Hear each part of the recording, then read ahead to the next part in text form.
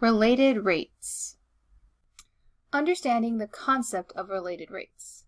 So let's say you leave in the morning, you head due east for school, and you are traveling at a rate of 50 miles per hour. At the same time, your family member or roommate is headed due south and traveling a little slower at a rate of 35 miles per hour. So now what we're interested in is how these rates are related to one another, because we would be trying to find the rate of change of the distance between the two of you at a particular time after you left the house. So we'd be interested in the rate of change of the distance between the two cars at a particular moment in time. So how are we going to relate these rates together? Well, maybe you can already start to see we're going to need to make some connections to geometry and a little bit later trigonometry, because the shape that we form here, if I'm heading due east and due south, if I'm interested in the distance between those two cars and the rate at which that distance is changing, we form a right triangle, and we're going to connect those side lengths together and use the Pythagorean theorem. So that's the idea. How do we connect rates together? How do we relate rates? Let's jump into our first example. The radius of a spherical balloon is decreasing at a rate of 2 inches per second. How fast is the volume of the balloon decreasing when the radius is 5 inches? So we're talking about a spherical balloon. We're talking about the shape of a sphere. So I'm going to go ahead and draw a sphere here. And I'm considering the volume. I'm interested in how fast the volume of this balloon, this sphere, is decreasing. So the volume formula for a sphere is 4/3 pi r cubed. So it's dependent upon the radius r. So let's label the radius r in our spherical picture. Here's r.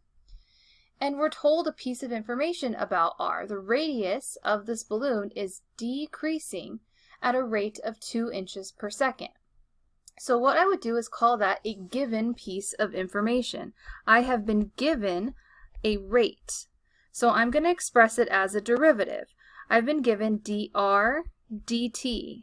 The rate of change of the radius with respect to time is equal to negative, because of the word decreasing, so negative 2 inches per second. Now the question is, how fast is the volume of the balloon decreasing when the radius is 5 inches? So that is what I want. I want a rate. How fast is asking me for a rate. I want the rate of change of the volume with respect to time at the exact moment when the radius is 5. So I want dv dt when the radius is equal to 5 inches. So I'm going to go ahead and start by writing an equation that relates the variables v and r, which is the volume formula. So v is equal to 4/3 pi r cubed. Now the radius is changing because the radius is decreasing, and that means that the volume overall is changing. So these two variables are varying over time. So what I want to do is differentiate, take the derivative with respect to time on both sides. ddt of v and ddt of 4/3 pi r cubed. So we need a little implicit differentiation here. The derivative of v is just 1, but it's going to be 1 dv dt.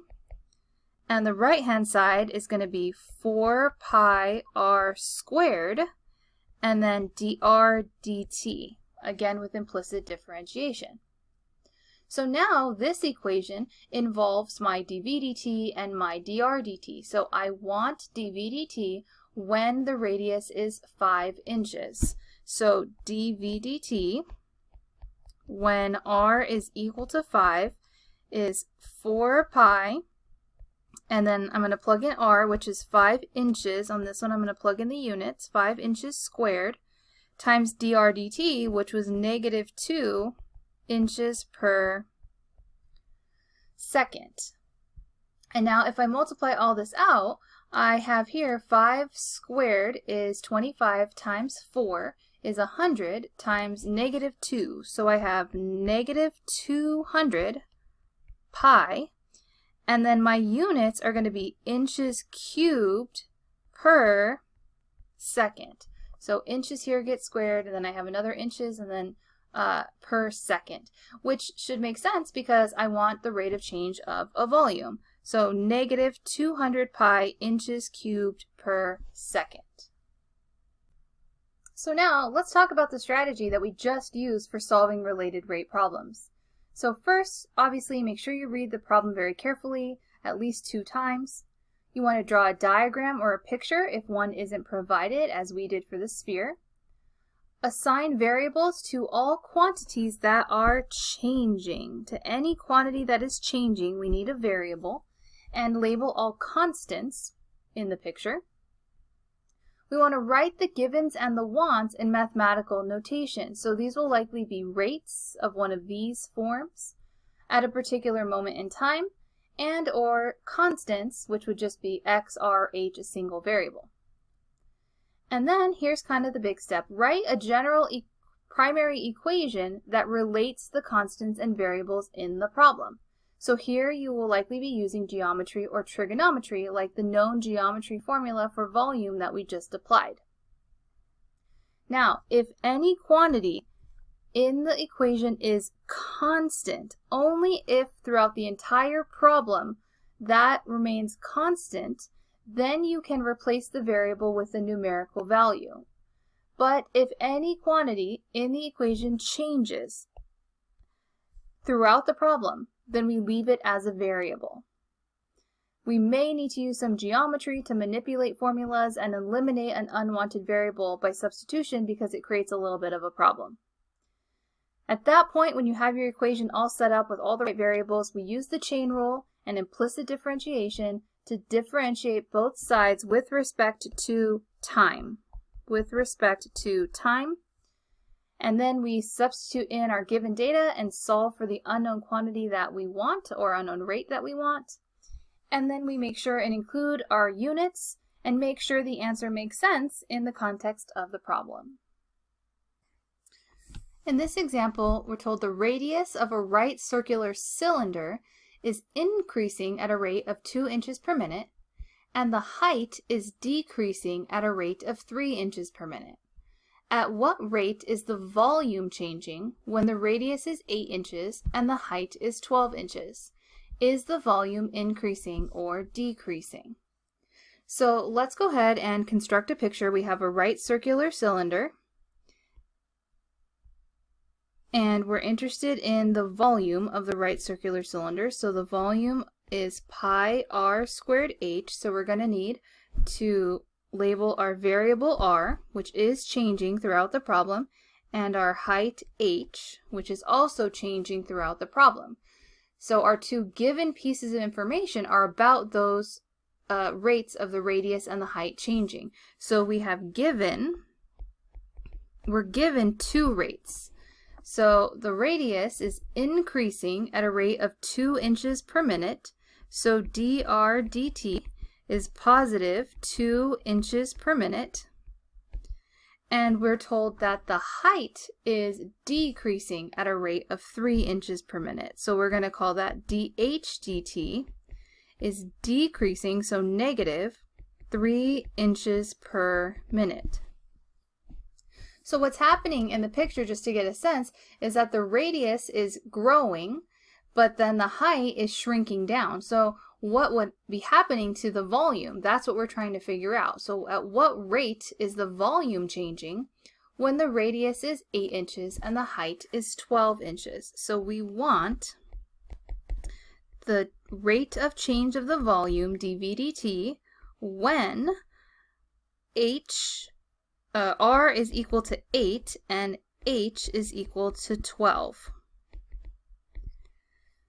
So we start with the equation that we know that relates all the variables. Volume is equal to pi r squared h. And here, sometimes this is where students tend to make the most common mistake, which is to just directly plug in 8 and plug in 12 right now into R and H. But we can't do that. So when we have our primary equation, we can only substitute in a number for a variable if throughout the whole entire problem that number is constant. But the radius is changing. As we said, the radius is growing and the height is shrinking. The height is decreasing. So R and H are changing. We cannot replace them with numbers at this point, nor can we replace V. So what we do at this point is we take the derivative of both sides with respect to time. So d dt of V and then d dt of pi r squared h. Well, the left side is just dv dt, but the right side requires a product rule. So the radius is changing with respect to time, and the height is changing with respect to time. So we have to apply the product rule here to these two different functions that are functions of time here. So we're going to have the first function, pi r squared, times the derivative of h, which is dh dt, plus the second function h, times the derivative of pi r squared is 2 pi r dr dt. And so this worked out great because we have a dh dt and a dr dt, and we have an r and an h. So we're going to go ahead and substitute in all of the quantities on the right hand side of the equation to find dv dt. So I have dv dt when r is 8 and h is 12 is equal to pi times 8 squared times negative 3 plus 12 times 2 times pi times 8 times 2. So I'm leaving off all the units. So simplified, we get negative 192 pi plus 384 pi, which is 192 pi. And the units, we are talking about a volume here, would have to be inches cubed per minute. In this example, we're told water pours into a conical tank of radius 4 feet and height 10 feet at the rate of 10 feet cubed per minute. When the water level is at 5 feet, how fast is the water level rising? So we have a picture to go along with this. We're told water pours into a conical tank, so we have a cone. The radius is 4 feet, the height is 10 feet of the conical tank. And we know the rate at which water is pouring in. So we have been given, so that is our given, and we've been given dv dt because we're talking about units here that are a volume but that are changing as a rate. So we're given dv dt is 10 feet cubed per minute. And we're asked when the water level is at 5 feet, how fast is the water level rising? So we actually have a secondary conical shape inside of here, which is the water itself. It takes on the same shape as the cone that it's in. So I have this smaller cone of water, and that cone is changing. So it has a radius of r that's changing over time as water gets added, and the height changes over time as water gets added. So we're being asked when the water level is at 5 feet, so the water level was called h, so when h is 5 feet, how fast is the water level, again, that's called h, rising? So what we want, what we're being asked for, is we want dh dt, so we want how fast is the water level h rising when the water level, that's h, is 5 feet. Now, we need an equation that relates the variables here, so we need to involve volume and the height of the water. Well, we have an equation for the volume of a cone, and we're talking about the little cone of water inside the bigger conical tank. So the volume of that cone of water, the volume of a cone, is 1/3 pi r squared h. So it does have the variable r and the variable h in it. And that poses a little bit of a problem for us. So here, our given has dv dt and our want is dh dt. So we do not want this variable r here. So if we attempt to take the derivative just right now, right away, we're going to end up with using the product rule, and we're going to need a dr dt. We don't know anything about the rate of change of the radius. So we're going to have to use a little piece of information to get rid of the r, to write it in terms of h. So we see down here, we can see there are similar triangles. So by similar triangles, h is to r as 10 is to 4. So what we can do here is we can cross multiply on this relationship. So we'd end up with 4h is equal to 10r. And we're going to solve for r. So if we divide both sides by 10 here and simplify, we get 2h over 5 is equal to r. So what we're going to do is we're going to replace r with 2h over 5. So we have that the volume formula is 1/3 pi, and then we have 2h over 5 squared h. So now our volume formula has all h's in it. And let's go ahead and simplify and clean it up a little bit. So we have 2 squared is 4, so I have 4 on the top, pi, and then I'm going to have altogether h cubed, so h squared and h, and then the denominator I have a 3, and then 5 squared is 25, so I have 4 pi over 75 h cubed. So that's the volume formula that I want to use. Now, I cannot substitute in h equals 5 because the height is changing, right? The height of the cone is changing. So this formula right here pertains to the cone that is changing, which is the water inside of the conical tank. So the height that we're talking about is a changing height. So we're not going to plug in 10, right? And we're not going to plug in 5 because the height is changing. So we differentiate right now with respect to time. So we get dv dt is equal to, if I bring the 3 to the front, I'm going to get 12 pi over 75 h squared dh dt. And now I wanted dh dt when h is equal to 5, so I can plug in dv dt. So dv dt is 10, and then I have 12 pi over 75, and h is 5, so 5 squared dh dt. So if I simplify here, I get 10 equals, so 5 squared is 25, 25 goes into 75 3 times, so this is just 4 pi dh dt. So over here I'm going to go ahead and write my dh dt is going to be 10 divided by 4 pi. And we want to be really careful about writing our fraction bar as perfectly horizontal, not at a slant, because the pi does need to go in the denominator. Sometimes students just want to leave the pi to the outside. So the pi is in the denominator here. If we reduce, we get 5 over 2 pi. And we're just talking about the rate of change of one linear unit of measure here, just the height. So it's going to be 5 over 2 pi feet per minute is my dh dt. In this example, a person is tracking a rocket 10 kilometers away in vertical flight through a telescope. If, when the angle theta is 60 degrees, the rate of change of the angle is 0.5 radians per minute, how fast is the rocket traveling? So we have a picture here already, and we have some variables labeled. So we have theta is the angle, and theta is changing. We have the distance from the person to the base of where the rocket is launching from, and that's a fixed constant quantity of 10 kilometers. And then I have y is the height of the rocket.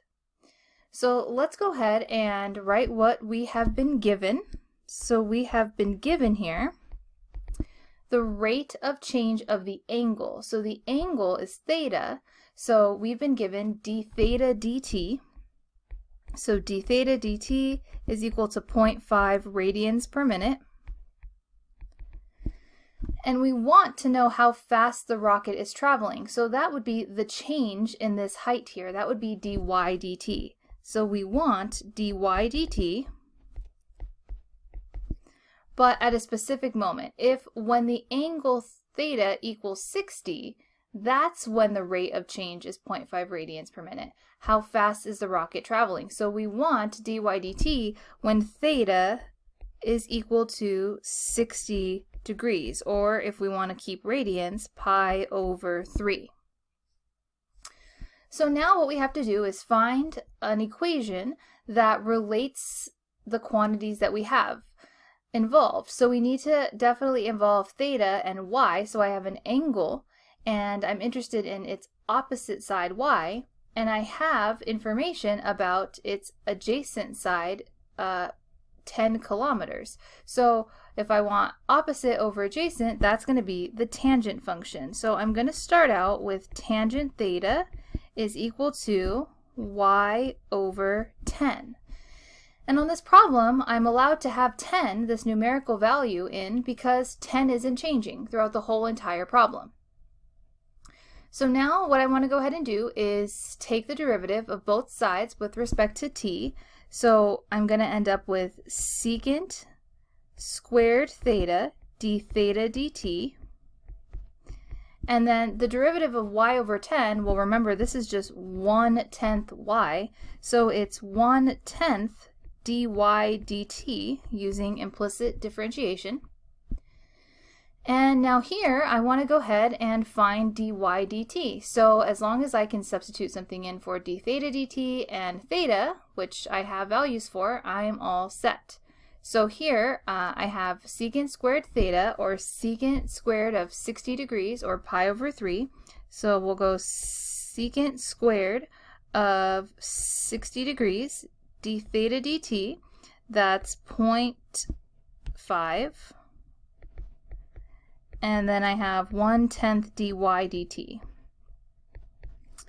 So here secant squared 60, I'm going to think about that instead as 1 over cosine squared 60. And 0.5 I'm going to write as 1/2. And then I'm also going to think about multiplying both sides by 10. So I'm going to think about this as 10 over 2 so that I just have dy dt. And now it's just a matter of simplifying the rest here. So here, cosine of 60 degrees is 1/2. So I have 1 over 1/2 squared, and then times 5 is equal to dy dt. So dy dt here is going to equal 20. And the units here are kilometers, so we're talking about how fast is the rocket changing. So we have 20 kilometers per minute. Now we always want to think about the plausibility of our answer, so we're talking about a rocket here. 20 kilometers per minute is about 745 miles per hour. So this is a reasonable. In this example, we have a 13-foot ladder leans against a wall. The bottom of the ladder is 5 feet from the wall at time t equals 0, and the bottom slides away from the wall at a rate of 3 feet per second. Find the velocity of the top of the ladder at time t equals 2 seconds.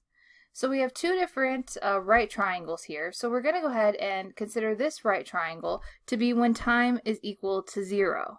So this is going to correspond to t equals 0. So we have that the length of the hypotenuse here is the length of the ladder. So this is a constant 13 feet according to the problem. And so we have that it's leaning against the house. This is the house over here, and this is the ground where we're pulling it away from. And here's what we're told. The bottom of the ladder is 5 feet from the wall at time 0. So at time 0, I'm going to go ahead and give this a variable name. It's called x, but at time 0, which is the when this picture corresponds to, x is equal to 5. And then we know that since we're pulling the ladder away from the wall, let's see, it's headed in this direction, it's sliding away from the wall at a rate of 3 feet per second. 3 feet per second. And it's asking us to find the velocity of the top of the ladder at time t equals 2 seconds. So the top of the ladder is up here. We're interested in this height, which is going to be changing as I pull the ladder away from the wall. The height is going to change, so I'm going to have to give that a variable. So I'm going to go ahead and call that y. So I have two quantities that are changing, x and y, but the length of the ladder is going to stay fixed at 13.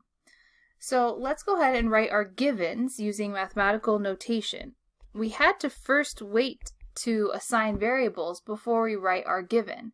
So our given is, we know that the bottom of the ladder is sliding away from the wall at 3 feet per second. Well, I gave that variable named x, so I'm given dx dt is equal to 3 feet per second.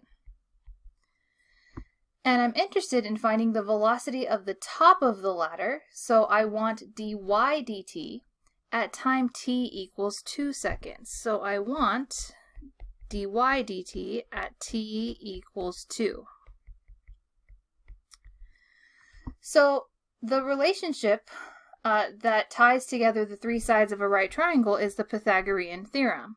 So I'm going to go ahead and use generically x squared plus y squared equals 13 squared. So I have x squared plus y squared equals my 13 squared. Now why didn't I plug in 5?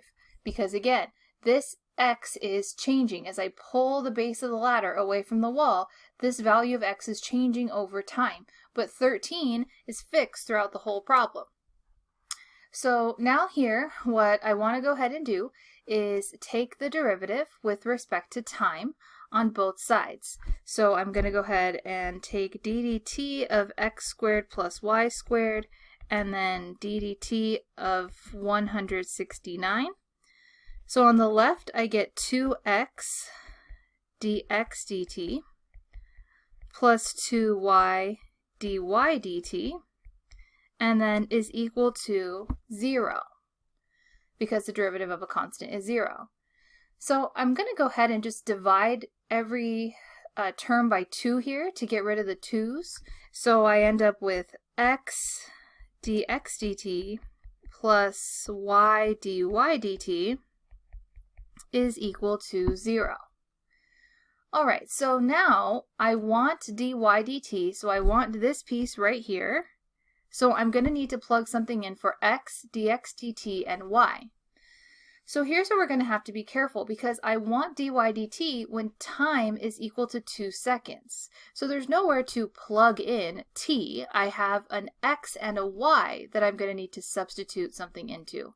And I can go ahead right now and replace dx dt with a 3. So that much I know. So dx dt is 3, but we're in search of x and y when t equals 2. And that's what this second picture is all about. So after 2 seconds has passed, we have to think about what has happened. So the length of the ladder is still 13 feet. That has remained the same. But after 2 seconds has passed, if the base of the ladder is being pulled 3 feet every 1 second, and it started out at 5 feet, excuse me, then after 2 additional seconds, it's traveled 3 feet and another 3 feet, making this side 11 feet. So after 2 seconds has passed, I can add an additional 3 feet and an additional 3 feet because I know the rate at which the base is being pulled away from the wall. So now I need to find the corresponding height. So this is the x value that I need to substitute over here in for x at time t equals 2. And now all I'm missing is a value for y in order to solve for dy dt. I can use the Pythagorean theorem to solve for this corresponding y when t is equal to 2. So it would be 11 squared plus y squared is equal to 13 squared, or y squared is equal to 169 minus 121. So y squared is equal to 48. So y is equal to plus or minus radical 48, which is 4 radical 3. And we're talking about a side length here, so we have to take positive 4 radical 3 as the value of y. So I have 4 rad 3, and then dy dt equals 0. So dy dt is going to be subtracting 33 to the other side, so negative 33, and then I have divided by 4 rad 3, and I need to include the units, which is going to be feet per second. Now, why is this a negative number? Why is this a negative number? So y is the height of the ladder resting against the wall. So if I go ahead and pull away from the wall, the base, the value of x is getting bigger, but the value of y is shrinking down. So that's why dy dt is going to be a negative value. In this example, we have one train travels west toward Denver at 120 miles per hour, while a second train travels north away from Denver at 90 miles per hour. Let's pause right there and look at the corresponding diagram. Here we have Denver, and we have one train that's traveling west towards Denver at 120 miles per hour. And then we have a second train that's heading north away from Denver at 90 miles per hour. So we can see that the shape that's being created is a right triangle, and in the picture we have labeled the distances from the train to the Denver station with variables, since those distances are changing as the trains are moving. So the horizontal distance is x, this vertical distance is y, and the hypotenuse is labeled as L. At time t equals 0, the first train is 10 miles east, and the second train is 20 miles north of the Denver station. So this picture right here is just in general. It's very generic. So we just have this train that's headed west and another train that's headed north with, again, these variables because the quantities are changing. But the second sentence gives us information about a particular moment in time. So now I'm going to just put next to this picture t equals 0. So now this picture is going to correspond to this one moment in time at t equals 0, where the horizontal distance from the train traveling west to Denver is 10 miles away, and the second train, the one traveling north, is 20 miles north of the Denver station. So this is y equals 20 miles. The question itself is asking us to calculate the rate at which the distance between the two trains is changing at time 0. So at this exact moment in time, what is the rate of change of L? The distance between the two trains is the hypotenuse. So the question isn't asking at this moment in time how far away are the two trains, because that would be a simple Pythagorean theorem problem to find the length of the hypotenuse. The question is calculate the rate at which this distance is changing right at this time. And that's going to be the indication that we need calculus and we need this idea of relating all of these rates together. So we are going to start with our givens. We have two rates that are given. We have the rate of change of the distance x. So this x distance is changing at a rate of 120 miles per hour. And since the train is getting closer to Denver, this distance x is shrinking. So we were given this rate, dx dt, is negative 120 miles per hour. And we are given the rate of change of y. How fast is this distance changing? Well, it's changing at a rate of 90 miles per hour, but it's a growing distance because this train is going away from the station. So dy dt is equal to positive 90 miles per hour. What we want is dl dt right at the moment time is 0. So right at the exact moment when this horizontal distance is 10 miles and this vertical distance is 20 miles. So now we want to relate all of the variables involved, and the variables are all involved through the Pythagorean theorem. So we're going to write the equation x squared plus y squared is equal to L squared. Each of these variables is changing, so none of these are constant. So throughout the entire problem, x is changing and y is changing, therefore L is changing. So if one of those quantities were fixed, then we could go ahead and substitute numbers into this primary equation. But again, these distances, they're all changing throughout the problem because these trains are moving. So we can't plug anything in yet. We now have to just take the derivative with respect to time. So we're going to take d dt of x squared plus y squared, and then d dt of L squared, and we're going to get 2x dx dt plus 2y dy dt plus 2 or equals 2L dl dt from implicit differentiation here. I can divide the 2 out of everything, so I get x dx dt, y times dy dt equals L dl dt. All right, what are we looking for? We are looking for dl dt. Whoops. So we are looking for this quantity here. That means we need to have something to plug into each one of the other variables. Well, right at time equals 0, I know the value of x and y. So x is 10, y is 20, and I have the values of dx dt and dy dt. Those were my given rates. So the only thing that I'm missing here is actually L. So I need L, the length of the hypotenuse, right at the moment time is 0. So how are we going to find that? We're going to use the Pythagorean theorem. So we're going to say 10 squared plus 20 squared is equal to L squared.